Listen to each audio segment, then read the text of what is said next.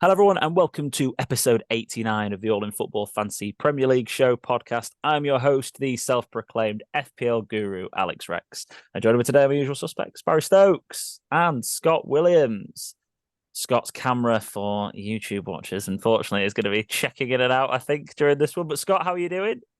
Yeah, not too bad, thank you, mate. Not too bad. I'll try and keep it on if I can. But yeah, it just keeps going off, doesn't it? Nightmare technology, eh? I know, can't rely on it at all. But where in the world are you today, Barry?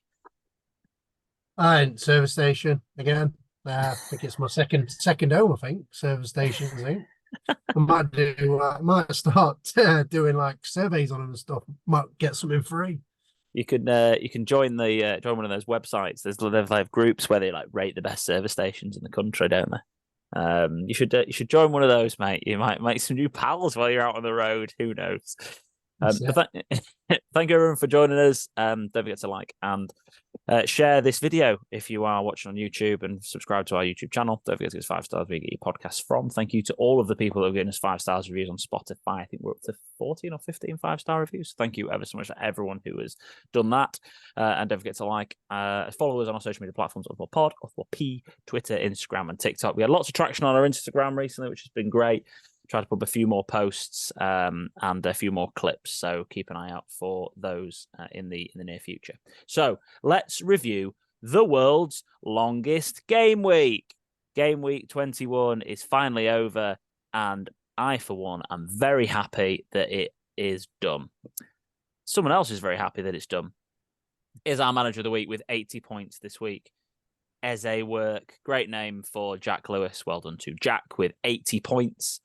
Areola in goal. He had the man Estupinian and the man Gabriel at the back as well. Gusto with 5 points.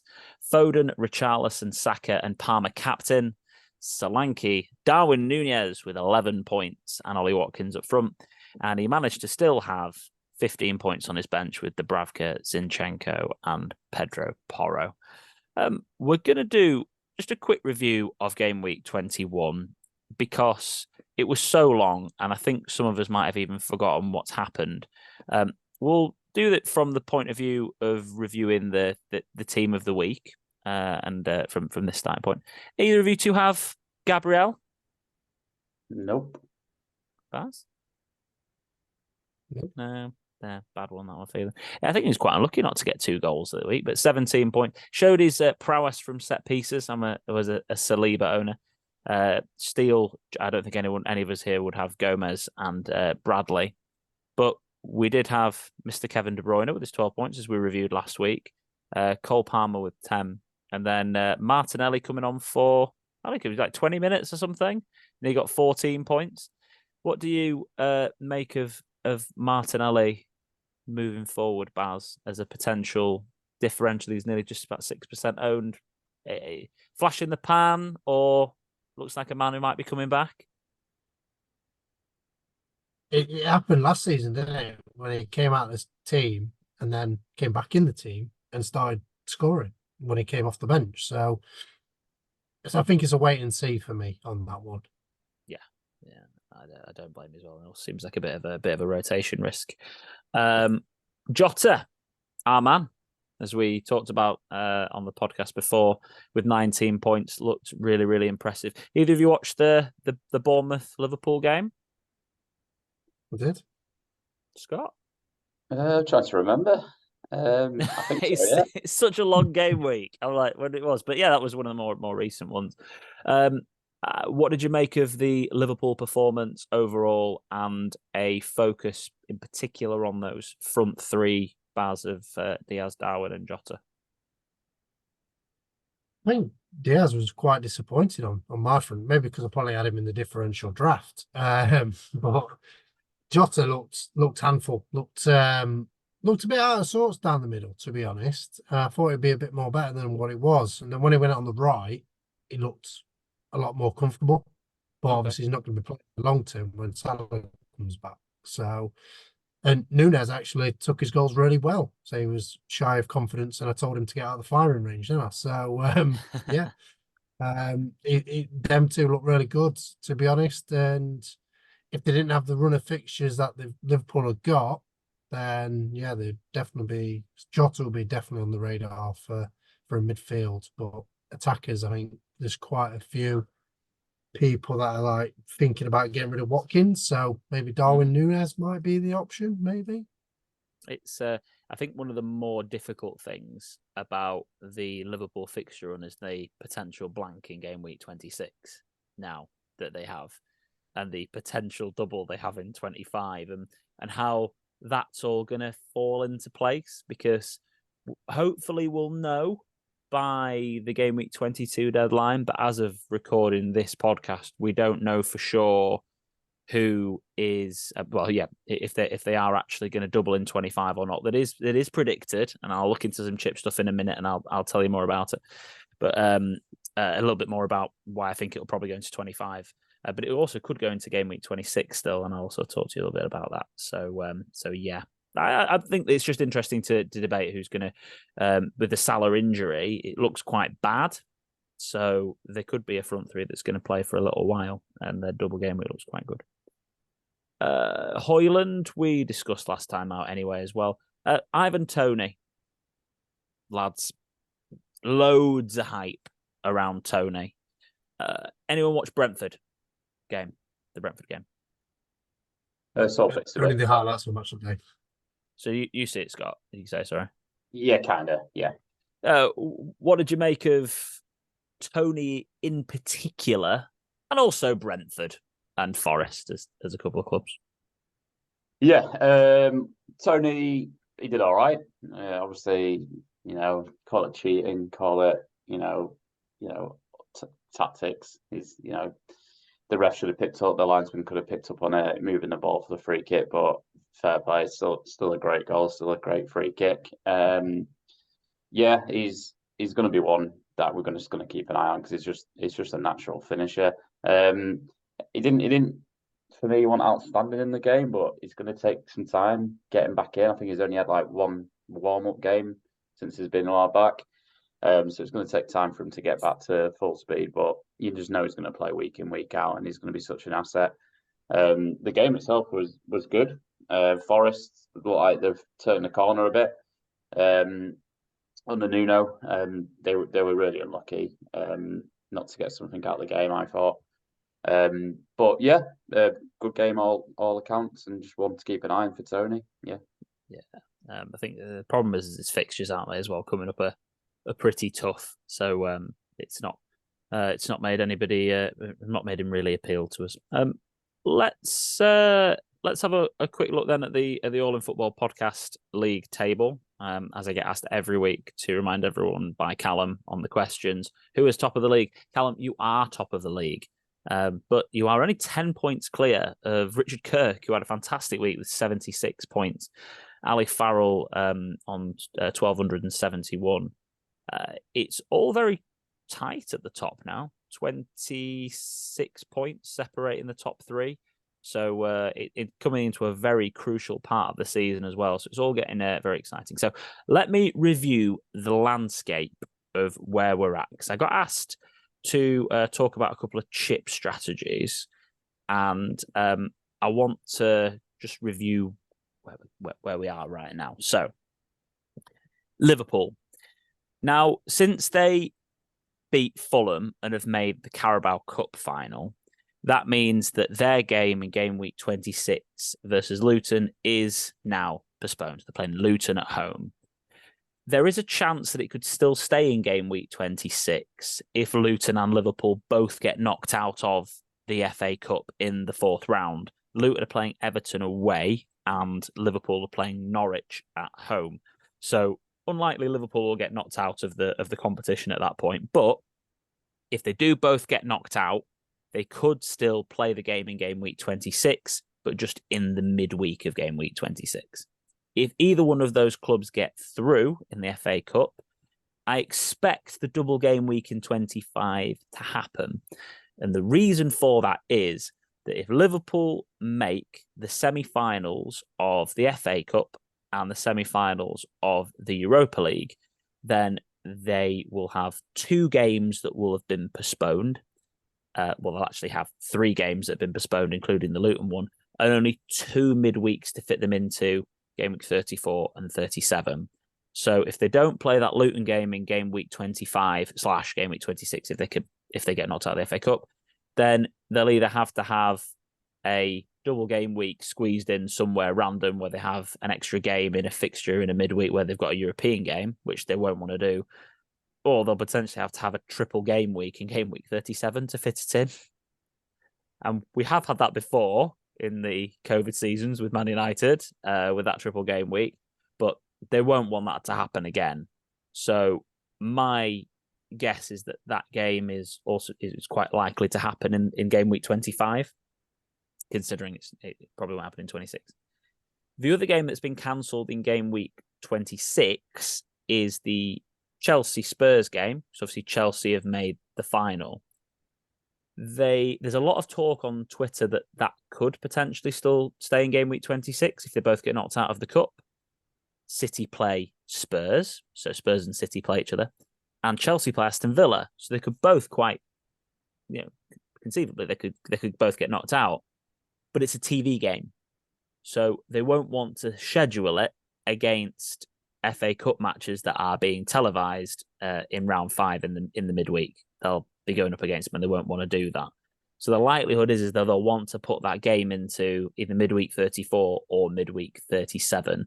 So I think there's basically zero chance that game will stay in game week 26. And I think Chelsea and Spurs are basically guaranteed to blank in 26. I think that's almost certain. Could potentially start on Liverpool Luton if they get knocked out. But I still think both of those teams will blank in 26. So we have to plan for potentially, half our squads being out. I mean, a lot of people have a good number of Liverpool players, Spurs players, Chelsea players, and Liverpool. But Baz, out of the Luton, Chelsea, Spurs, and Liverpool squads, how many players do you currently have in your teams total from those 4 clubs altogether? And I'm going to come to you as well, Scott, if you want to check your team. 2. No, 3. Sorry, 3. Which 3 have you got? I've got Gusto, Palmer, and Porro. Gusto, Palmer, and Porro. So you've got 3 players there, but no Liverpool players. No Liverpool. Scott? I can't log in. Which teams? Liverpool, Luton, Chelsea, and Spurs. Liverpool, Luton, Chelsea, and Spurs. Liverpool, Luton, Chelsea. Oh, I'm in. He's in. I'm in. I got Max Bell for Luton. Yeah. No Spurs, no Liverpool, 1 Chelsea. 2. No, Simicast, sorry. 3. 4. And Kunku. Jesus. Yeah. That was good again, and Kunku, wasn't it? Well, no, but it's one of those, isn't it? But as if for me, I've got Trent, Porro, Palmer, Jota, and Mengi. So I'm sat here currently with 5 players that blank in game week 26. So we have to think about this as a plan. We have to plan for this game week, because also, if Liverpool, which I think is likely, double in game week 25, they've got Brentford away and Luton at home, which is a fantastic double game week, really. Like when you think about it, for a team like Liverpool, game against Luton at home is a sort of fixture where you don't want to not have any Liverpool players, really. So you could get spanked that week if you don't. Also, what I will say is, if Salah is fit, which we'll know by then, that is an absolute prime candidate for your triple captaincy when you're looking at chips. So it is something that we have to really, really pay a close attention to. And we don't know the answer, but hopefully we will know the answer before the game week 22 deadline, or at least before the game week 23 deadline, so we can plan. But have you had any thoughts about how you're going to navigate that? I mean, you don't have many players that blank in that week, but will you not want to get some Liverpool players? And then they've got Burnley at home, and then a double game week with Brentford and Luton, and then Forest also in 27 after a blank. Are you considering a move for, if let's just say Salah's not fit? Because obviously I think it's relatively obvious that you would get Salah back into your team if he was fit for that period of time. Anybody else? Yes, 100%. Yeah. Jota, I just think he just looks incredible at the moment, and he took his goals really well against Bournemouth. Apart from he set himself up with the miscue and Yeah, it was brilliant. got back on it. But because Bradley had a joke with him, didn't he? And says, "Is that my assist or is that your own assist?" But yeah, Jota would definitely be a one to keep an eye out. But I don't want to be investing too much into him, and then I'd be have to potentially be using a free hit on 26 or potentially my wild card because I've still got a wild card available to me. So yeah, I think I'll be going probably just one Liverpool player, and it'll either be Salah or probably Jota.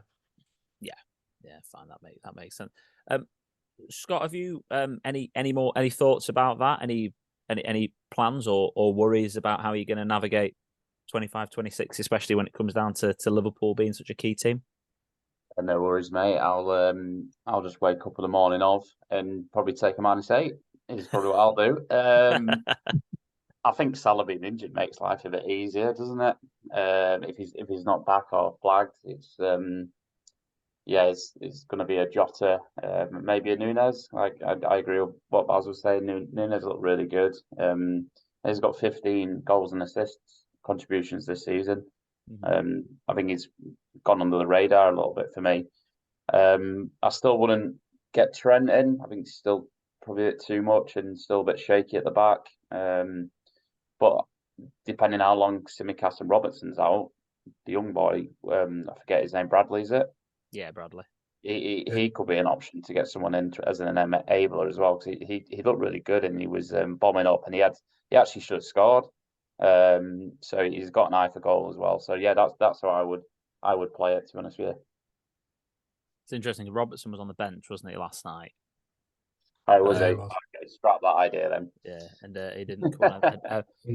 Trent wasn't to be seen. Trent, I think Trent's supposed to be back midweek as well. Well, just, forget everything I've ever said. Most people do, Scott, to be honest. Most of the people and all that. At the moment, you're stuck with Tsimikas. I think that's the problem, isn't it? As well, that's the the sort of player that's going to be the issue. But yeah, so after reviewing that, I just want to talk a little bit about chip strategy, and then I'll come to you boys to see what your thoughts are on your current chip strategies and when you think you might play them. Baz might have thought about this, and Scott, I'll get your reaction as well. To start off with, let's talk about the triple captain chip and get that one almost out of the way. If you have a look at the landscape of fixtures for the rest of the season, I won't go through all the permutations because it'll take ages, but there doesn't feel like there's going to be a better double game week than game week 25 for Erling Haaland for the rest of the season. If he blanks in 29, then his double game week, let's say that, for example, they get knocked out in game week 29 in the quarterfinals of the FA Cup, then his double game week will be game week 34. It'll be Brighton away and Spurs away. If they get through, then the double game week might be in 37 and it's Spurs away and Fulham away. So those are the other relatively obvious doubles for Haaland for the rest of the season. So Chelsea at home and Brentford at home in game week 25. If he's fit, which it looks like he's going to be, seems like the obvious time to play your triple captain. It's the same sort of story for Salah. It'll either be Everton away and Fulham away or Villa away and Fulham away compared to Brentford away and Luton at home. The only other player you're probably going to think about triple captaining maybe is someone like Son. Again, he's going to be Fulham away and City at home, or City at home and Burnley at home. Are the likely doubles. There's loads of other permutations. I won't go through all of the details, but for me, it's relatively obvious a triple captain in 25 if Salah or Haaland are fit. That's when you play it. The difficulty comes if they're both not fit. then who do you put it on? And it becomes a little bit more complicated. To cover off the free hit chip, so if you are in an absolute world of trouble going into game week 26, it's not the worst idea in the world to play your free hit in game week 26 because there seem to be some quite good fixtures that you can attack there. If you are going to free hit in game week 26, though, I would suggest you're probably going to be wildcarding in game week 30 because you're probably going to have to dead end your team into game week 29. So if you're going to free hit in 26, you're probably wildcarding game week 30.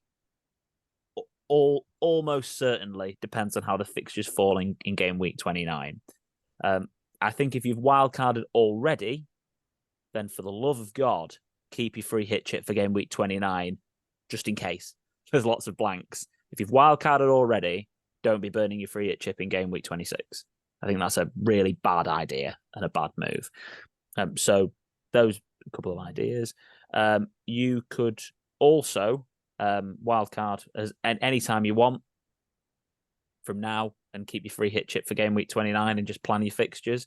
You could wildcard in 24. You could triple captain in 25, and you could maybe even, if you wanted to, free hit in 26. But as long as if we know what the fixtures are going to be for 29, then you could potentially do something like that. But I'm not a big fan of that chip strategy. For me, it's triple captain 25, free hit 29, bench boost either 34 and 37, and wildcard when I need to. That's my take currently on the chip strategy. Baz, any thoughts from yourself? Quite similar, to be honest. Depending on what fixtures are going ahead on the game week 29, then I could potentially attack both the double game weeks and go for a free hit on one free hit and also a bench boost on them, like I did previous season when Scott was like I've gone all out crazy and picked every single player that had a double game week, I think. So that was a potential that I'm probably going to use. And if Haaland and Salah are injured, then I think I'll be triple captain Jota. I mean, like I said earlier, I think he just looks, he's just so clinical in front of goal. So that's my take on it. Probably play his favourite position as well, won't he? Either through the middle or on the right, you'd have thought. And yeah, again, I don't mind that at all. You know, free hit in either 34 or 37, bench boost in 34 or 37. You use your wild card before then. You know, sometimes people, a lot of times fantasy managers talk about wild carding before a bench boost. So wild card 32, 33 to bench boost in 34. I'm also not massively against wild carding out of a bench boost. So there's potential that people might want to bench boost in like 25 if they've already used their triple captain chip. Well, that might be the case. So you might want to wildcard in 26 then out of it, or something along those lines. You don't always have to wildcard into a bench boost. You could wildcard out of a bench boost as well. It's possible to do. Scott, after that explanation of chips, are you any clearer on when you're going to be playing your triple captain free hit, maybe a bench boost? No. Well, I hope you're clear about your triple captain, for God's sake. I think I'll be honest, I think that's an absolute no-brainer. It's game week 25 for me all day. I agree with that. There's no point in lingering it on. I've used it. I've just kept it before and just had to use it in a single game week. I think it's a great show. And then the rest of it we have to wait and see what comes. But I hope that covers off the a bit of chip strategy that people have been looking at. Have either of you been keeping an eye on African Cup of Nations or the Asia Cup? Have you been watching any of it or seeing who's got through or who's not? Because I've not. Seen bits of it, but they're only like back end of it, the games and stuff like that. Just to see how my bet's going on, to be honest. I thought that might be the case. So Ivory Coast scraped through, didn't they? I think, and Ghana got knocked out, which means that Mr. Kudus is coming back sooner to the team. Morocco now the favourites with Senegal second favourites. Then it's Nigeria and the Ivory Coast are still fourth favourites. Egypt gone down to sixth favourites now without Salah.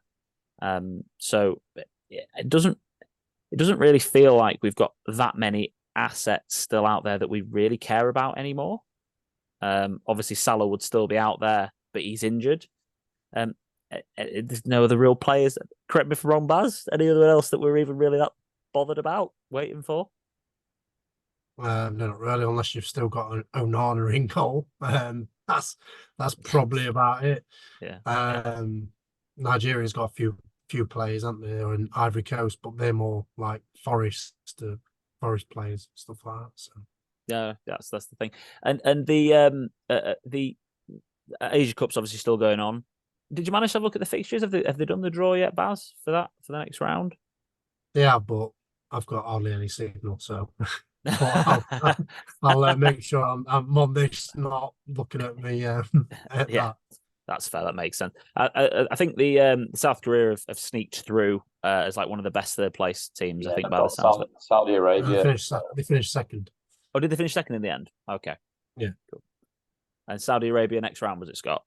Saudi Arabia, yeah. You've got Australia against Indonesia, Tajikistan against United Arab Emirates, Iraq. Don't know who they're playing. Qatar, don't know who they're playing. Uzbekistan, Thailand, Bahrain, Japan, Iran, Syria. There's some absolutely. How have some of them teams got through? Who knows? But I think Japan seem like the massive favourites. Everyone keeps banging on about it. So, I mean, you look at them, yeah. Japan or South Korea or maybe Saudi Arabia. Nah. Don't rule out Iran. Got Tomidi, haven't they, from Porto? He's a good player. Yeah. He's 81 rated on FIFA. Very nice. Good pace. So yeah, Son looks like he's going to be away for a little while. That was what I wanted to mention about Son, by the way. So if you have a look at Spurs' fixtures, he's going to be away. Brentford at home and Everton away. More than likely be away. Everton away. Probably be back for Brighton at home, and they've got Wolves at home, a blank Palace at home. There's not bad fixtures, but I just don't think there's any way we're going to be able to get him into our teams, especially with the emergence of KDB. We're looking at different players for doubles, and he's going to blank in 26. We don't really have space for it. So I feel like with Son, he's going to become a player that we might end up looking at in 27 if Spurs end up playing in game week 29, if they get knocked out by City in the Cup, and Fulham are playing Newcastle. So that there's quite a high likelihood they'll get beat as well. Who knows? But whatever. But let's say Fulham and Spurs is a game that goes ahead, and Luton, West Ham, Forest. I think we could be looking at Son in 27, but I don't think he's someone we can even really consider before then. Now we've got a blank game week. In 26, the rest of the fixtures. I'm not going to go through this line by line, but basically, now's the time of year that you need to, if you're on Twitter, to follow Ben Crellin, because he does come up with some really clear, easy to see graphs and charts via Fantasy Football Hub that show you the likelihood of people blanking and doubling, and it's incredibly useful for when you're doing your planning. So here's my yearly shout out, which will now become a weekly shout out for the next sort of like 7 weeks for following Ben on Twitter. He seems like a got it wrong now. Bournemouth and Swansea on S4C tonight. Oh, well, there you go. You see, he's probably updated it. I downloaded that graphic like 5 days ago. No one's really bothered about that picture, to be honest, apart from me. You certainly are. It's a cup run for Swans. Come on, you can do it. So yeah, then that brings it back. In terms of injury news, other injury news to cover off, Maddison looks like he's back in training. He's in contention to feature against City, apparently. So potentially someone to keep an eye on again for that game week 27 run. Do you want to see some fun stats? I'm up for some fun stats. This has been doing the rounds. FPL optimized, and they've been doing some work on. I'm just going to type your team ID in here, Baz, because it logged me out. This is where you can see apparently how lucky you've been compared to what your optimal decision-making processes have been. So it shows you what your expected points are versus your realised points. So basically how lucky and unlucky you've been. Shows you your team of the season, who's got you the most points so far. No shocker stupid hands in there for you, Baz. But one of the graphics that this has been going around quite a lot is showing your predicted points versus your realised points. So apparently, Baz, compared to the elite tier, this is against the elite tier. So I don't know what that even works out as the elite managers. Your decisions have been 45 points behind where the elite managers' decisions have been as a guide. But you're only actually achieved 33 points less. So apparently you're lucky by 12 points compared to the elite managers. That's I could have told you that. That's well. I hope you're ready to see yours, Scott. Yeah. It's going to be I don't think it's going to surprise you. But who knows? It might. Let's wait for this to generate. I mean, 12 points is basically optimal. I'd have thought. Basically, it's gone kind of as expected. Where are you, Scott? There you are, Scott Williams. Your graph. So your predicted points is 80 less than the elite managers, but your achieved is 125 points less. So apparently you've had bad luck by 45 points this season against the elite managers. Not surprised, mate. Against the top million, because I had a quick look at this beforehand. Your predicted points against the top millionaires, you're basically on the bar predicted to be the same as top million managers, which is top 10% of managers. Your realised is 75 points lower. Jesus. Than what it should be. I thought it was just great. I don't know if this would just depress you or not, but I saw that. I thought that's brilliant. He did say he's not that bothered about it, did he? So he's not going to stress about it. Yeah, I'm not. Yeah, whatever happens, happens. Saka not getting any returns on the weekend. It was just that really annoyed me last year, but it's fine.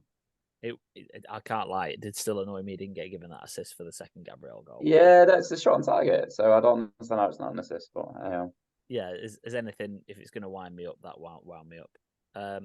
Me against the top million. Apparently, I'm plus 45 points with my optimal decisions, but minus 25 points in terms of what's been realised. So I'm also 70 points worse off apparently than against the top million. Against the top prime managers this season, I'm currently on minus 30 something, but I'm actually on minus 75 in terms of realised, which again doesn't really surprise me. I've had a couple of things not go my way, but let's have a look at our current league leaders. Let's have a look at Callum Burnett, and I think he'll like this. FPL optimized /highlights if you want to get on and have a look at the detail. There's so much detail on here about what players have performed well for you against other tiers and ranks and your top picks over the season and what have been your best transfers. And if you're properly into your FPL, then you can take a look at this because it's a great free tool. So Callum Burnett against the prime managers this season. Minus 13 in terms of his predicted decisions. So it's not too bad, that, in terms of his predicted. So, but plus 45 in terms of his luck, basically. So he's 58 points better off than he should be in terms of his decision-making press. I mean, let's be honest.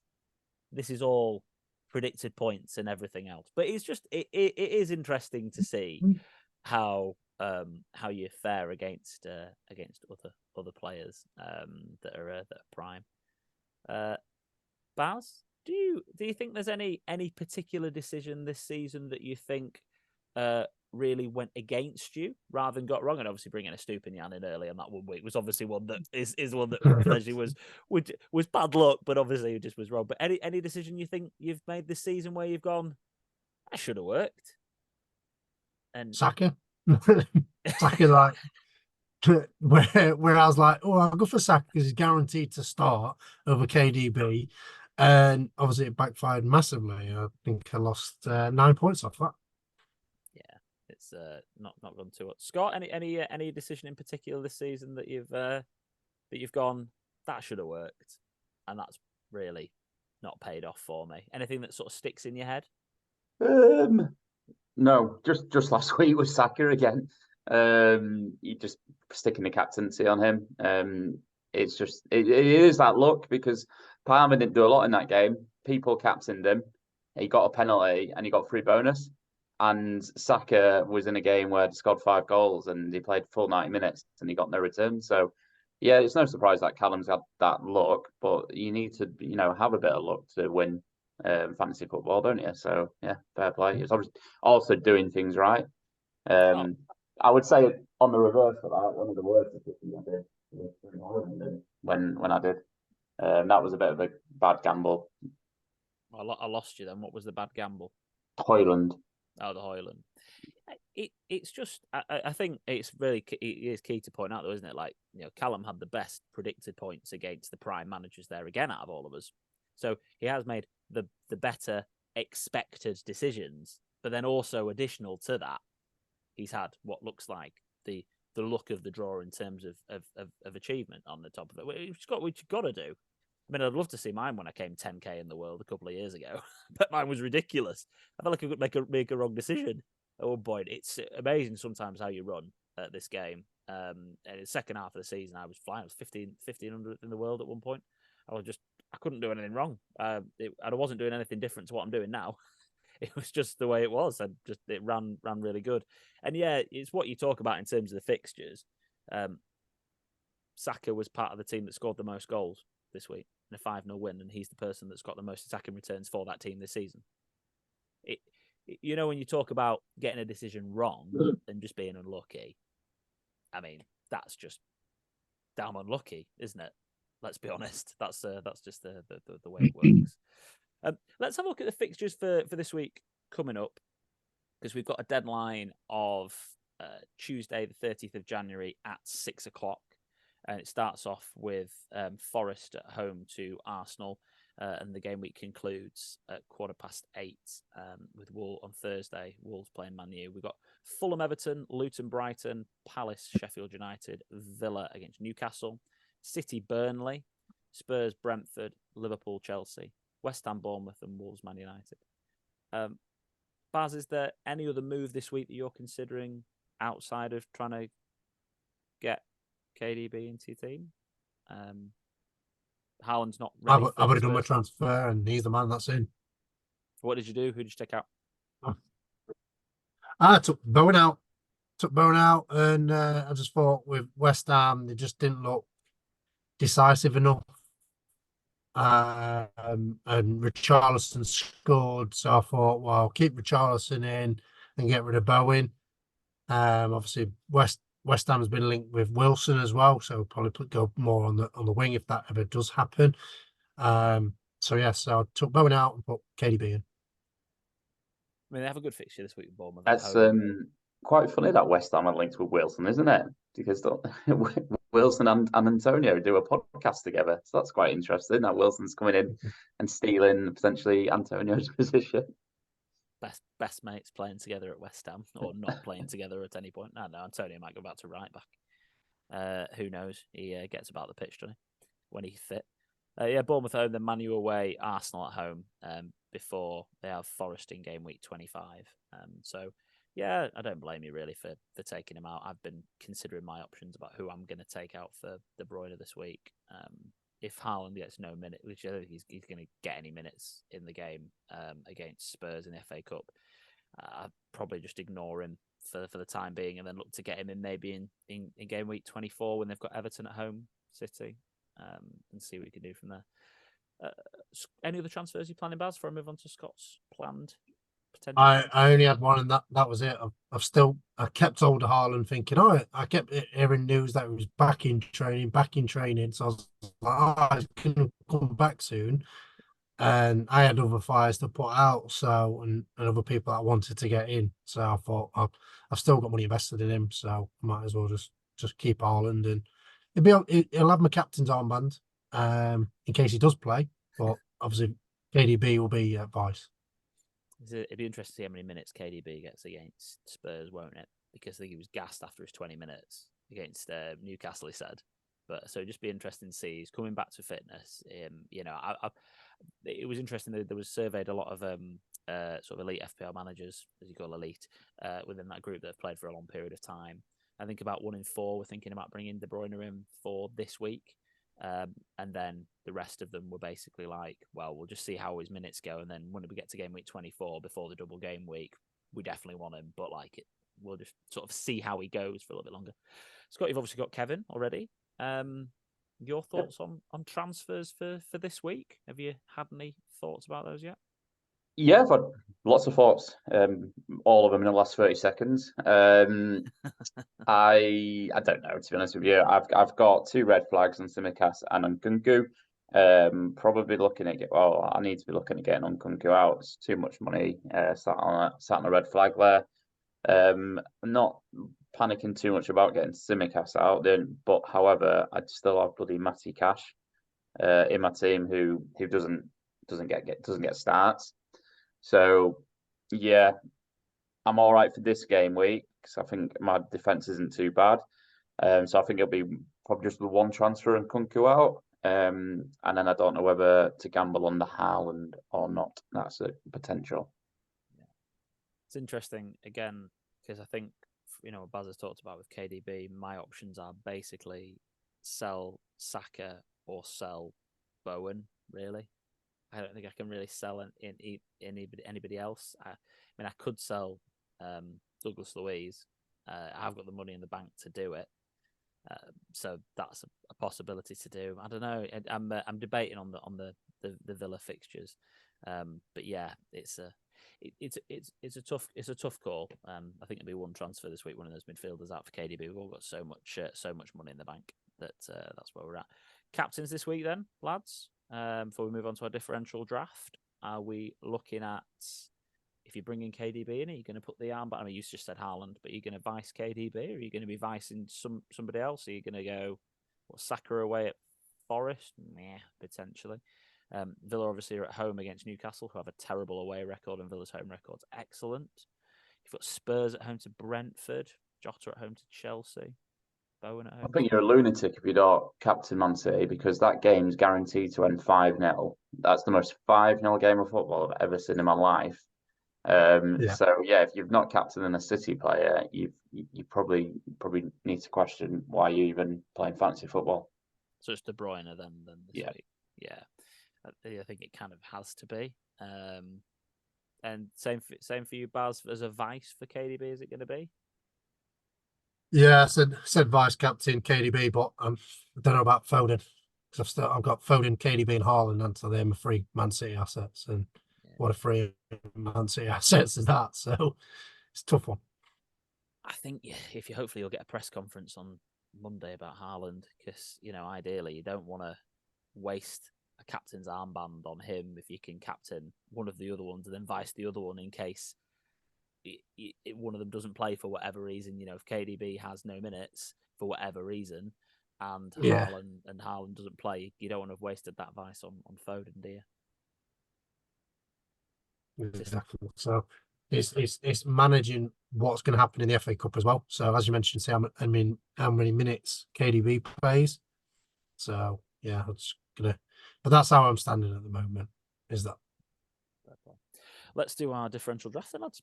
Sure. Before we wrap up, what were the scores last week, Baz? Scores last week. Let me get them up. There was you won. Alex, you got the highest score of 42 points. I'm pretty confident you probably beat some people in our league with 5 players. That'd be quite interesting to see. I did. You had Trafford with 2, Emerson with 1, Jota with 19, KDB with 12, and Tony with 8. It's put on 42, and that's on 368 as it stands. Scott was second. He had Petrovic, Canate, Sterling, Doku, and Wood, and he finished on 32. So would have won most weeks, but obviously Alex was running so good. And then obviously as everyone thought, I wasn't going to get a lot of points. Kaminsky, Silva, Gross, Diaz, and Broha. So yeah, and I finished on 18. Actually, it's quite. It actually isn't a bad score. It's not a bad score at all, is it? 18. Like really, it's generally speaking, it's all right. And yes, I did. I was only 4 points short of Scott's game week score with his 11 players with my 5 differential draft players. I did beat Martin Wheel, Tom Hughes, drew with Liam Ormsby, and beat Dan Clark as well. There you go, with 5 players. That won't happen again this week, that's for sure. So your first, Barry, over to you to do your first pick. And I'm going to pick my under 5 striker, and we all know who that's going to be. It is Tony. It's gone for Ivan straight away. Scott. Let's go for Luis Diaz. So that's under 10. Like that. I'm going to start off by going for a player in the 5-0 win for Man City, and I'm going to go with Doku at 2.5%. I'm going to go for... Hopefully he's back. I'm going to go for Kudus. Yeah, Kudus, 3.2. Like that. I will go for striker. I'll go for Jesus, under 5. Yeah, 4.3%. I see that. And I'm going to go for my over 5 midfielder, and I'm going to go with Jota again. 7.4% owned, as he was at the time when I wrote this down. And I'm going to hopefully think that Palace are going to change what they're doing. So I'm going to go for Eze. Ooh, 3.2, like that. I will go for I'll go for Doku again. He's back on it. Can't help yourself, Scott, can you?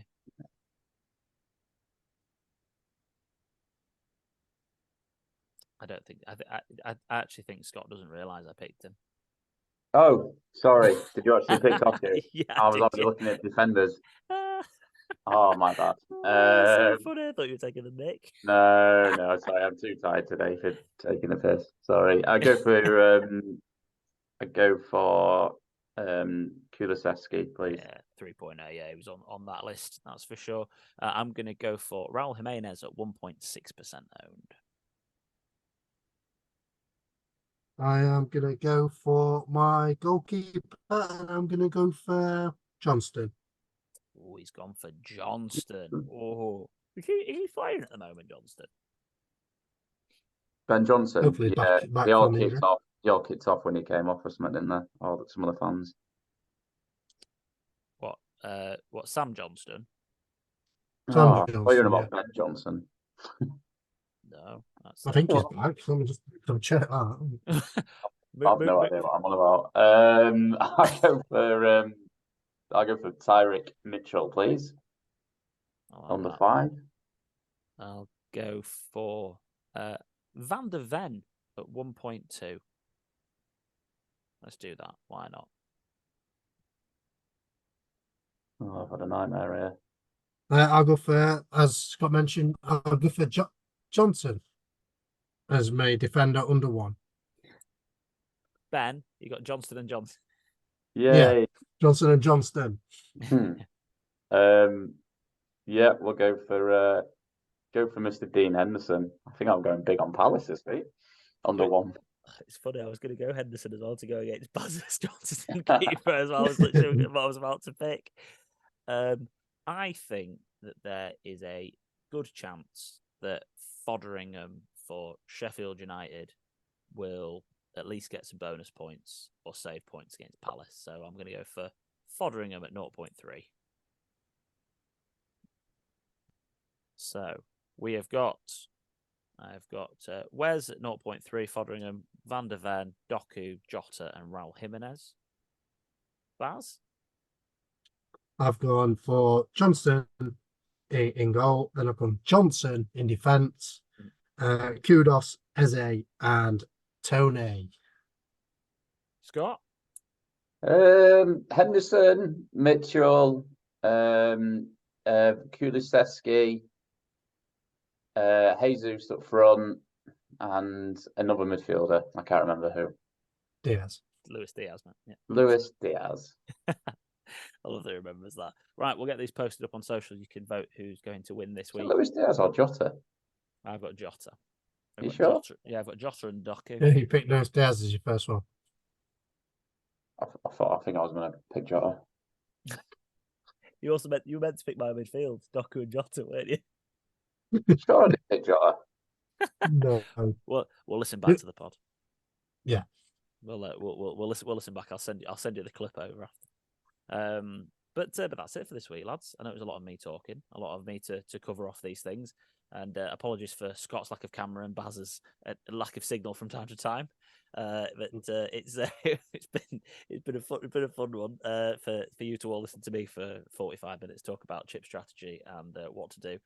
And also try and make out what everyone else is doing. But thanks everyone for joining us. Don't forget to follow us on social media platforms on the pod for P, Twitter, Instagram, and TikTok. Don't forget to give us 5 stars wherever you get your podcast from. Also like this video on YouTube and subscribe to our channel. Baz, thanks for joining us. Thank you. Scott, thanks for coming. Thank you. And it's goodbye for me. And goodbye for now.